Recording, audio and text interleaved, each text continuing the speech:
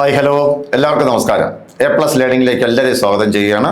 നമ്മൾ SCERT-യുടെ 10ാം സ്റ്റാൻഡേർഡ് ഹിസ്റ്ററിയുടെ ഒന്നാമത്തെ പാർട്ടിലെ, അതായത് 2 മൊഡ്യൂളുണ്ട് ഹിസ്റ്ററി ടെക്സ്റ്റിൽ, അതിൽ 2ാമത്തെ ചാപ്റ്റർ പഠിക്കാൻ പോവുകയാണ്. ഹിസ്റ്ററിയുടെ 2ാമത്തെ ചാപ്റ്ററിൻ്റെ 1ാമത്തെ പാർട്ട്. ഓക്കെ, ഫ്രാൻസ്, അതായത് ഫ്രഞ്ച് വിപ്ലവമാണ് ഇതിൽ ഈ ചാപ്റ്ററിൽ ഉടനീളം പറഞ്ഞു വരുന്നത്. ഫ്രഞ്ച് വിപ്ലവം ഒരു വലിയ ലെങ്തി ചാപ്റ്ററാണ്. ഫ്രഞ്ച് വിപ്ലവത്തിൻ്റെ എല്ലാ കാര്യങ്ങളും ഇതിനകത്തുണ്ട് എന്നുള്ളതാണ്. നമുക്ക് നോക്കാം. ഫ്രാൻസ് ഭരിച്ചിരുന്ന രാജവംശത്തിൻ്റെ പേരെന്താണ്?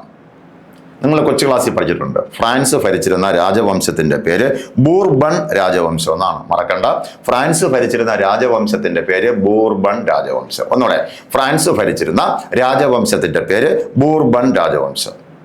രാജാധികാരം ദൈവദത്തമാണ് എന്ന് വിശ്വസിച്ചിരുന്നത് ആരാണ്? ഈ ബൂർബൺ രാജാക്കന്മാരാണ്. രാജാധികാരം ദൈവദത്തമാണ്, അത് മറ്റൊന്നുമല്ല.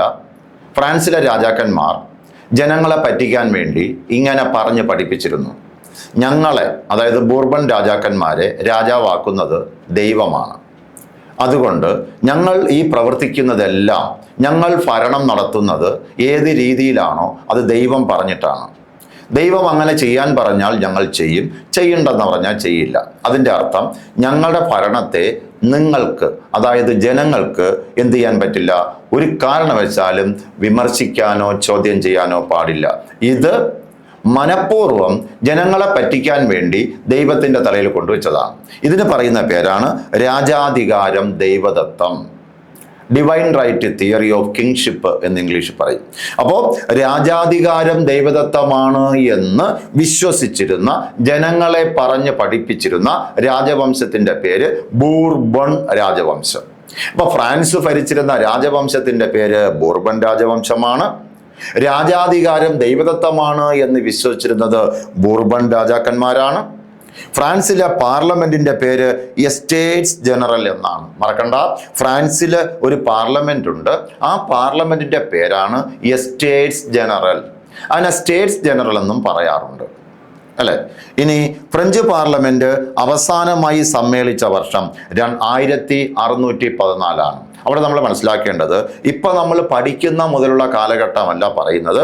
അതായത് ഫ്രഞ്ച് വിപ്ലവം ഉണ്ടാകുന്നതിന് തൊട്ട് മുമ്പുള്ള കാര്യം വെച്ചാണ് ഈ പറയുന്നത്. അപ്പോൾ ഫ്രഞ്ച് പാർലമെന്റ് എസ്റ്റേറ്റ്സ് ജനറൽ അവസാനമായി സമ്മേളിച്ചത് എപ്പോഴാണെന്ന് ചോദിച്ചാൽ 1614.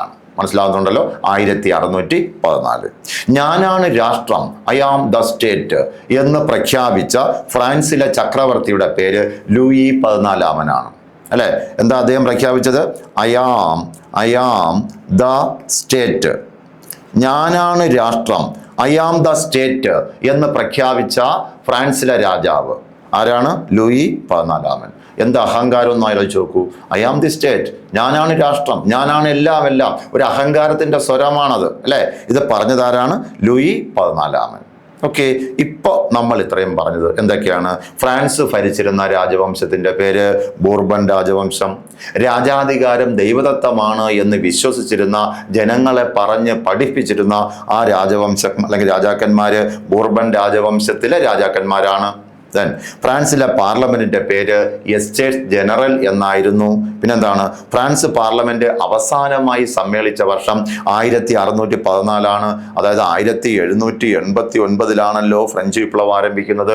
അതിനു മുമ്പ് അവസാനമായി ഫ്രാൻസിലെ പാർലമെന്റ് സമ്മേളിക്കുന്നത്, എസ്റ്റേറ്റ്സ് ജനറൽ സമ്മേളിക്കുന്നത് 1614. അടുത്ത്, ഞാനാണ് രാഷ്ട്രം, ഐ ആം ദി സ്റ്റേറ്റ് എന്ന് പ്രഖ്യാപിച്ച ഫ്രാൻസിലെ ചക്രവർത്തിയുടെ പേര് ലൂയി 14. എളുപ്പമല്ലേ? ഓക്കെ, അടുത്ത നോക്കാം. തൻ്റെ വിശ്വസ്തരായ മന്ത്രിമാരുടെ കയ്യിൽ രാജ്യം ഭദ്രമാണ് എന്ന് വിശ്വസിച്ച ഫ്രാൻസിലെ രാജാവിൻ്റെ പേര് ലൂയി 16. കണ്ടോ? തൻ്റെ വിശ്വസ്തരായ മന്ത്രിമാർ, അവരുടെ കൈകളിൽ നമ്മുടെ രാജ്യത്തിൻ്റെ, ഫ്രാൻസിൻ്റെ ഭരണം സുരക്ഷിതമാണ്, രാജ്യം ഭദ്രമാണ് എന്ന് വിശ്വസിച്ചിരുന്ന രാജാവാണ് ലൂയി 16. ലൂയി 14 പറഞ്ഞത് എന്താണ്? I am the state. അയാൾക്ക് ശേഷം വന്ന ലൂയി 15 ഒരു കാര്യം പറയുന്നുണ്ട്, അത് ഈ SCERT പുസ്തകത്തിലില്ല. അത് എനിക്ക് ശേഷം പ്രളയം എന്നാണ് ലൂയി 15 പറഞ്ഞത്. അതായത് എനിക്ക് ശേഷം പ്രളയം. ആദ്യം പറഞ്ഞ എന്താണ് Louis 14? I am the state, ഞാനാണ് രാഷ്ട്രം, അല്ലെ? അയാൾക്ക് ശേഷം വന്ന ലൂയി 15 പറഞ്ഞ എന്താണ്? എനിക്ക് ശേഷം പ്രളയം, ആഫ്റ്റർ മീ ദ ഡെലൂഗ് എന്ന് പറഞ്ഞ ആളാണ് ലൂയി 15. ഇതാ ഒരു കിഴങ്ങൻ രാജാവാണ്, ചക്രവർത്തിയാണ് ലൂയി 16. അപ്പൊ ലൂയി 15, ലൂയി 14, ലൂയി 15, ലൂയി 16 അദ്ദേഹം എന്താണ് വിശ്വസിച്ചത്? തൻ്റെ വിശ്വസ്തരായ മന്ത്രിമാരുടെ കൈകളിൽ രാജ്യം ഭദ്രമാണ് എന്ന് വിശ്വസിച്ച ആളാണ് ലൂയി 16. എന്ന് പറഞ്ഞാൽ ഇയാളുടെ സ്വഭാവം എന്തായിരിക്കാം? ഇയാളൊരു കുഴിമടിയനായിരുന്നു. ഭരണത്തിൽ താല്പര്യമില്ല, ഭക്ഷണകാര്യങ്ങളിൽ മാത്രം താല്പര്യം.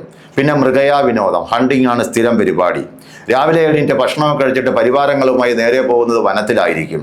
വെടിവെക്കാൻ അറിയാമെന്ന് ചോദിച്ചാൽ വെടിവെക്കാൻ അറിഞ്ഞൂടാ, എന്നാലും ഹണ്ടിങ്ങിന് പോവാറുണ്ട്. നാട്ടിൽ ഇരുന്ന് ഭരിക്കേണ്ട മനുഷ്യൻ ഹണ്ടിങ്ങിന് പോകുന്നു. പക്ഷെ അയാൾ ചിന്തിച്ചിരുന്നു, എന്താണ്? ഞാനില്ലെങ്കിലും എനിക്ക് പകരം ആര് രാജ്യം നന്നായിട്ട് ഭരിക്കും? മന്ത്രിമാർ. അപ്പോൾ തലവനില്ലെങ്കിൽ ഭരണം എങ്ങനെ പോകുമെന്ന് നമുക്ക് ചിന്തിക്കാത്തതേ ഉള്ളൂ. അത് തന്നെയാണ് ഫ്രാൻസിൽ സംഭവിക്കുന്നത്. നമ്മളിപ്പോൾ പറയുന്നത്, അല്ലെ? അപ്പൊ എന്താ പറഞ്ഞത്? തൻ്റെ വിശ്വസ്തരായ മന്ത്രിമാരുടെ കയ്യിൽ രാജ്യം ഭദ്രമാണ് എന്ന് വിശ്വസിച്ച ഫ്രാൻസിലെ ചക്രവർത്തിയുടെ പേര് ലൂയി 16. അപ്പൊ 3 പേരുടെയും കാര്യങ്ങൾ ഒന്നുകൂടെ പറയാം. ഞാനാണ് രാഷ്ട്രമെന്ന് പറഞ്ഞത് ലൂയി 14. എനിക്ക് ശേഷം പ്രളയം എന്ന് പറഞ്ഞത് ലൂയി 15. തൻ്റെ രാഷ്ട്രത്തിന്റെ ഭരണം തൻ്റെ മന്ത്രിമാരുടെ കയ്യിൽ ഭദ്രമാണ് എന്ന് പറഞ്ഞത് ലൂയി 16. ക്ലിയറാണ്? ലൂയി 16 രാജ്ഞിയുടെ പേര്, ഈ ലൂയി 16 ഭാര്യ, വൈഫ് പേരെന്താണ്? മേരി അന്റോയിനറ്റ് എന്നാണ് കേട്ടോ. Antoinette, Mary. ഞാൻ ഇപ്പോഴത്തോടെ മാറ്റി എഴുതാമേ. Mary Antoinette. അപ്പൊ മേരി അന്റോയിനറ്റ്. നോക്കൂ, ലൂയി 16 രാജ്ഞിയുടെ പേര് മേരി അന്റോയിനറ്റ്. ഈ മേരി അന്റോയിനറ്റിന്റെ സ്വഭാവം എന്ന് പറഞ്ഞാൽ നല്ല ധൂർത്താണ്. അത്യാവശ്യം എല്ലാ പരിപാടികളും കയ്യിലുണ്ട്. ധൂർത്ത്. അപ്പോൾ ഫ്രാൻസില്, പാരീസില് ജുവലറികളിൽ പുതിയ ഓർണമെന്റ്സ് വരികയാണെങ്കിൽ ജുവലറി ഉടനെ എവിടെ എത്തിക്കും? അത് ആ ഉടമ ഉടനെ ആ പുതിയ സാധനം കൊട്ടാരത്തിലെത്തിക്കും. എന്ത് പുതിയ സാധനം ഏത് കടകളിൽ വന്നാലും ഉടൻ കൊട്ടാരത്തിൽ രാജ്ഞിക്ക് വേണ്ടി എത്തിയിരിക്കും. ആരുടെ പണമാണിത്? രാജ്യത്തിന്റെ പണം, അല്ലെ? ജനങ്ങൾ കൊടുക്കുന്ന നികുതി പണം ധൂർത്തടിക്കുകയാണ് ഈ മേരി അന്റോയിനറ്റ് ചെയ്യുക. അപ്പൊ രാജാവിന്റെ പരിപാടി എന്താ? രാവിലെ എണീക്കുക, ഭക്ഷണം കഴിക്കുക, ഹണ്ടിങ്ങിന് പോവുക. ഭരണമെല്ലാം മന്ത്രിമാർ തോന്നിയതുപോലെ ഭരിക്കുന്നു. ഭാര്യയുണ്ട്, പേര് മേരി അന്റോയിനറ്റ്. എന്താ പരിപാടി? അവരെന്ന് പറഞ്ഞാൽ ധൂർത്തിന്റെ അങ്ങേയറ്റം, അല്ലെ? ധൂർത്തിന് കയ്യും കാലും വെച്ചാൽ എങ്ങനെയിരിക്കും? അതാണ് നമ്മുടെ മേരി അന്റോയിനറ്റ്. ആരുടെ വൈഫാണ്? ലൂയി 16 വൈഫാണ്. പ്രഭുക്കൾ യുദ്ധം ചെയ്യുന്നു. ശ്രദ്ധിക്കണേ, പ്രഭുക്കൾ യുദ്ധം ചെയ്യുന്നു, പുരോഹിതർ പ്രാർത്ഥിക്കുന്നു, സാധാരണക്കാർ നികുതി കൊടുക്കുന്നു. എന്നാലോചിച്ച് നോക്കൂ. പ്രഭുക്കൾ യുദ്ധം ചെയ്യുന്നു, പുരോഹിതർ പ്രാർത്ഥിക്കുന്നു, സാധാരണക്കാർ നികുതി കൊടുക്കുന്നു, അല്ലെ? ഇത്തരമൊരു ചൊല്ല് നിലവിലുണ്ടായിരുന്ന രാജ്യമാണ് ഫ്രാൻസ്. മറ്റൊന്നുമല്ല. അതായത് പ്രഭുക്കന്മാർ വേറെ ഒരു പരിപാടിയില്ല, ടാക്സ് ഒന്നും കൊടുക്കേണ്ട ആവശ്യമില്ല, ആവശ്യം വരുമ്പോൾ യുദ്ധം ചെയ്യുക. പുരോഹിതന്മാർ വേറെ പരിപാടിയൊന്നുമില്ല, അവരെന്ത് ചെയ്യുക?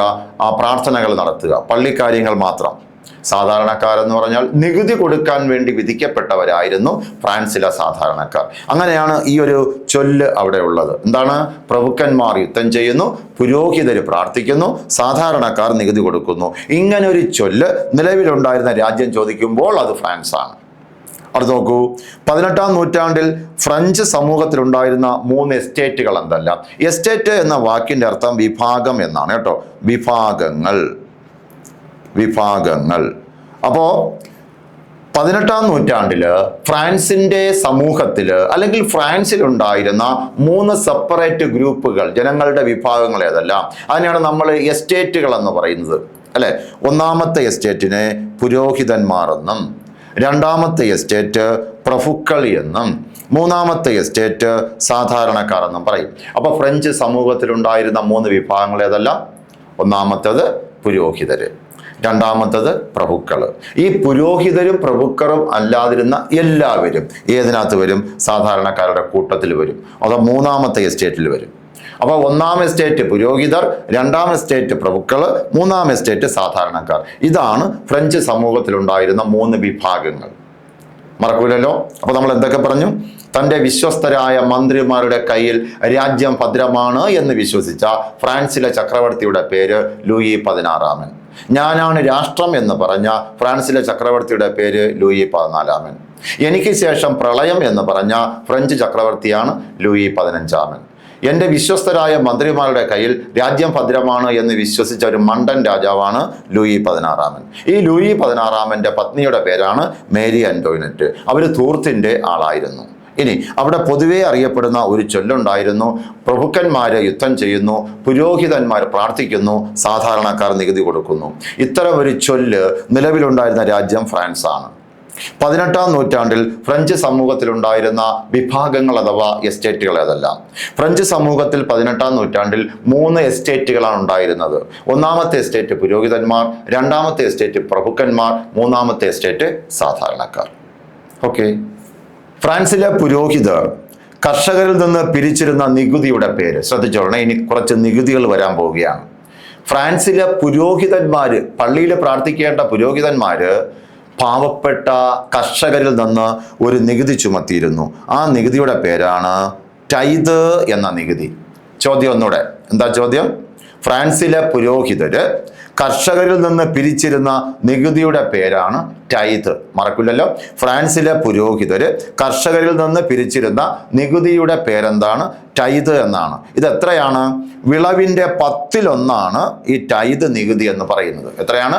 വിളവിൻ്റെ 10% ടൈത് നികുതിയായിട്ട് കൊടുക്കേണ്ടിയിരുന്നത്. ഒന്നുകൂടെ, ഫ്രാൻസിലെ പുരോഹിതര് കർഷകരിൽ നിന്ന് പിരിച്ചിരുന്ന നികുതിയുടെ പേരാണ് ടൈത്. ഇത് വിളവിൻ്റെ എത്രയിലൊന്നായിരുന്നു? വിളവിൻ്റെ 10% ടൈത് എന്ന് പറയുന്ന നികുതി. ഒന്നുകൂടെ, ഈ ടൈത് എന്ന് പറയുന്ന നികുതി പിരിച്ചെടുത്തിരുന്നത് ആരാണ്? ഫ്രാൻസിലെ പുരോഹിതരാണ്. ആരിൽ നിന്ന് പിരിച്ചെടുത്തിരുന്നു? അത് കർഷകരിൽ നിന്ന് പിരിച്ചെടുത്തിരുന്നു. ആ നികുതിയുടെ പേര് ടൈത് എന്നാണ്. ടൈത് നികുതി മൊത്തം വിളവിൻ്റെ എത്രയിലൊന്നാണ്? 10% ടൈത് നികുതിയായിട്ട് കൊടുക്കേണ്ടിയിരുന്നത്. ക്ലിയർ ആണേ? ടൈത് നികുതി പിരിച്ചിരുന്നത് പുരോഹിതന്മാർ. ആരിൽ നിന്നുമാണ്? കർഷകരിൽ നിന്ന്. നികുതിയുടെ പേര് ടൈത്. എത്രയിലൊന്നാണ്? 10%. മൊത്തം വിളവിൻ്റെ 10%. ഓക്കെ. അടുത്ത് നോക്കാം.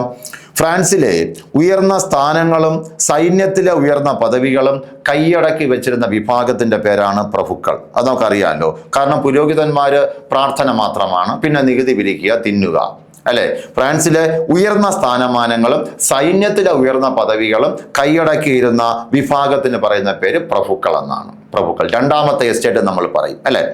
1749 ഫ്രാൻസിൽ പ്രഖ്യാപിച്ച ഒരു നികുതി ഉണ്ടായിരുന്നേ. ആ നികുതിയുടെ പേരാണ് ഓങ് തീയം എന്ന് പറയുന്ന നികുതി. ഒന്നുകൂടെ 1749 ഫ്രാൻസിൽ പ്രഖ്യാപിച്ചിരുന്ന നികുതിയുടെ പേരാണ് ഓങ് തീയം നികുതി. എന്താണ് നികുതിയുടെ പേര്? Aung Thiem. Aung Thiem. ഇതെത്രയാണ്? വരുമാനത്തിന്റെ 1/20 ഓങ് തീയം നികുതിയായിട്ട് കൊടുക്കേണ്ടിയിരുന്നത്. ഒന്നുകൂടെ, ഫ്രാൻസിലെ പുരോഹിതന്മാര് കർഷകരിൽ നിന്ന് പിരിച്ചെടുത്തിരുന്ന നികുതിയാണ് ടൈത്. ഫ്രാൻസിലെ ഉയർന്ന സ്ഥാനങ്ങളും സൈന്യത്തിലെ ഉയർന്ന പദവികളും വഹിച്ചിരുന്നവരാണ് പ്രഭുക്കന്മാർ. 1749 ഫ്രാൻസിൽ പിരിച്ചെടുത്തിരുന്ന നികുതിയുടെ പേര് ഓങ് തീയം. ഓങ് തീയം നികുതി മൊത്തം വരുമാനത്തിന്റെ 1/20. നമ്മൾ തൊട്ട് മുമ്പ് പറഞ്ഞ ടൈതാണെങ്കിലോ പുരോഹിതർ പിരിച്ചെടുക്കുന്നത് അത് വിളവിന്റെ 10%. ഇവിടെ വിളവിന്റെ 20%. അത് നോക്കൂ.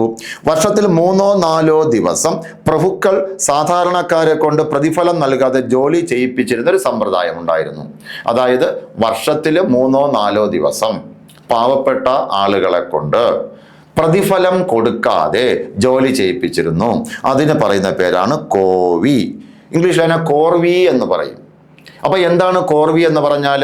വർഷത്തിൽ 3-4 ദിവസം പ്രഭുക്കന്മാര് സാധാരണക്കാരെ കൊണ്ട് ഒരു പൈസ പോലും, നമ്മുടെയാണ് പൈസ, അവിടെ ഫ്രാങ്ക് ആണ് നാണയം ഫ്രാൻസിലെ, ഒരു ഫ്രാങ്ക് പോലും കൊടുക്കാതെ ജോലി ചെയ്യിപ്പിച്ചിരുന്നു. അങ്ങനെ ചെയ്യിപ്പിച്ചിരുന്ന ജോലിയുടെ പേരാണ് കോവി.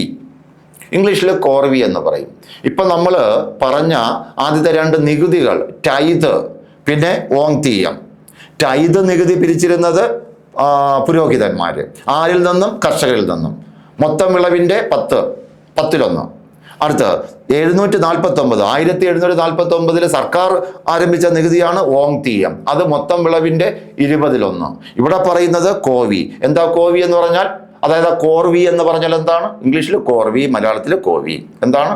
അതായത് വർഷത്തിൽ 3-4 ദിവസം സാധാരണക്കാരെ കൊണ്ട് പ്രഭുക്കന്മാർ സൗജന്യമായി ജോലി ചെയ്യിപ്പിച്ചു. 5 പൈസ അല്ലെങ്കിൽ 1 ഫ്രാങ്ക് പോലും കൊടുക്കാതെ ജോലി ചെയ്യിപ്പിച്ചു. അതിൻ്റെ പേരാണ് കോവി. ക്ലിയർ ആണേ? ടൈതും ഓന്തിയവും നികുതി ഫ്രീ ആയിട്ട് പാവങ്ങളെ കൊണ്ട് ജോലി ചെയ്യിപ്പിക്കുന്നത് കോവി. നോക്കൂ, വീഞ്ഞ് നിർമ്മാണവുമായി ബന്ധപ്പെട്ട് പ്രഭുക്കർ പിരിച്ചിരുന്ന മറ്റൊരു നികുതിയാണ് എന്താ? ബെനാലിറ്റി എന്ന് പറയുന്നത്. വീഞ്ഞ് നിർമ്മാണവുമായി ബന്ധപ്പെട്ട് കർഷകരിൽ നിന്ന് പിരിച്ചിരുന്ന പ്രഭുക്കൾ പിരിച്ചിരുന്ന നികുതിയാണ് ബെനാലിറ്റി. ഇവിടെ ടൈത് പുരോഹിതർ പിരിച്ചിരുന്നു കർഷകരിൽ നിന്നും. ഇവിടെ എന്താണ്? വീഞ്ഞ് നിർമ്മാണവുമായി ബന്ധപ്പെട്ട് പ്രഭുക്കന്മാര് പിരിച്ചെടുത്തിരുന്ന നികുതിക്ക് പറയുന്ന പേര് ബെനാലിറ്റി. അപ്പോൾ ഈ സ്ലൈഡ് പ്രത്യേകം ശ്രദ്ധിക്കണം. ഒന്നുകൂടെ പറയാം. ഫ്രാൻസിലെ പുരോഹിതന്മാര് കർഷകരിൽ നിന്ന് പിരിച്ചിരുന്ന നികുതിയുടെ പേര് ടൈത്. ടൈത് വിളവിന്റെ 10%. അടുത്ത്, ഫ്രാൻസിലെ ഉയർന്ന സ്ഥാനമാനങ്ങളും സൈന്യത്തിലെ ഉയർന്ന സ്ഥാനങ്ങൾ പദവികളും ഒക്കെ കൈയടക്കി വെച്ചിരുന്ന വിഭാഗം 2ാമത്തെ എസ്റ്റേറ്റ് ആണ്, പ്രഭുക്കളാണ്. 1749 ഫ്രാൻസിൽ പ്രഖ്യാപിച്ച നികുതിയുടെ പേര് ഓങ്തിയം. ഓങ്തിയം നികുതി മൊത്തം വിളവിന്റെ 20%. അടുത്തെന്താ പറയുന്നത്? വർഷത്തിൽ 3-4 ദിവസം പ്രഭുക്കന്മാര് സാധാരണക്കാരായ തൊഴിലാളികളെ കൊണ്ട് കൂലി കൊടുക്കാതെ സൗജന്യമായിട്ട് ജോലി ചെയ്യിച്ചിരുന്നു. അതിന്റെ പേരാണ് കോവി. അടുത്ത്, വീഞ്ഞ് നിർമ്മാണവുമായി ബന്ധപ്പെട്ട പ്രഭുക്കൾ പിരിച്ചിരുന്ന നികുതിയുടെ പേരാണ് ബെനാലിറ്റി. ഓക്കെ അല്ലേ? നമുക്ക് അടുത്തതിലേക്ക് പോകാമേ. നോക്കാം. പ്രഭുക്കന്മാരുടെ പ്രദേശത്ത് ഉൽപ്പാദിപ്പിച്ചിരുന്ന വീഞ്ഞിന്മേലുള്ള കുത്തക നികുതിയാണ് ബെൻവിൻ. കണ്ടോ, നേരത്തെ ഒരു വീഞ്ഞിന്റെ നികുതി പറഞ്ഞു. ഇവിടെ പ്രഭുക്കന്മാരുടെ പ്രദേശത്ത് ഉൽപ്പാദിപ്പിച്ചിരുന്ന വീഞ്ഞിന്മേലുള്ള കുത്തക നികുതി. പ്രഭുക്കന്മാരുടെ സ്ഥലങ്ങളൊക്കെ ഉണ്ടല്ലോ, അവിടെ പാവപ്പെട്ടവർക്ക് വസ്തുവില്ലെങ്കിൽ ഇവിടെ കൊണ്ടുവന്ന് അവരെന്ത് ചെയ്ത് വീഞ്ഞ് നിർമ്മിക്കുമായിരുന്നു. അപ്പോൾ അവിടെ ഉൽപ്പാദിപ്പിച്ചിരുന്ന വീഞ്ഞിന്മേല് അവര് പ്രഭുക്കന്മാര് വാങ്ങിയിരുന്ന മറ്റൊരു നികുതിയാണ് എന്താണ്? ബെൻവിൻ നികുതി എന്ന് പറയുന്നത്. ഇനിയോ, പാലങ്ങൾ, റോഡുകൾ എന്നിവയുടെ മേലുള്ള നികുതി പിയേഷ്. അടുത്തത് വേറൊരു നികുതി വരുന്നു, പിയേഷ്. അത് പാലങ്ങളിലൂടെ സഞ്ചരിക്കാനും റോഡുകളിലൂടെ സഞ്ചരിക്കാനും മറ്റൊരു നികുതി. അതിൻ്റെ പേര് പിയേഷ്. പിയേഴ്സ് അല്ല, പിയേഷ് അല്ലെ? അടുത്തതാ പറയുന്നത്, വിളവെടുപ്പ് കാലത്ത് കർഷകരിൽ നിന്ന് ഒരു നികുതി പിരിച്ചിരുന്നു, പേര് ടെറാഷ്. വിളവെടുപ്പ് കാലത്ത് കർഷകരിൽ നിന്ന് പിരിച്ചിരുന്ന നികുതിയുടെ പേരാണ് ടെറാഷ്. അപ്പൊ ഇവിടെ പറഞ്ഞ ബെൻവിൻ, പിയേഷ്, ടെറാഷ് ഈ നികുതികൾ എന്തൊക്കെയാണ്? അതായത് പ്രഭുക്കന്മാരുടെ പ്രദേശത്ത് ഉൽപ്പാദിപ്പിച്ചിരുന്ന വീഞ്ഞ്, ആ വീഞ്ഞിന് മേലുള്ള കുത്തക നികുതി പറയുന്ന പേര് ബെൻവിൻ.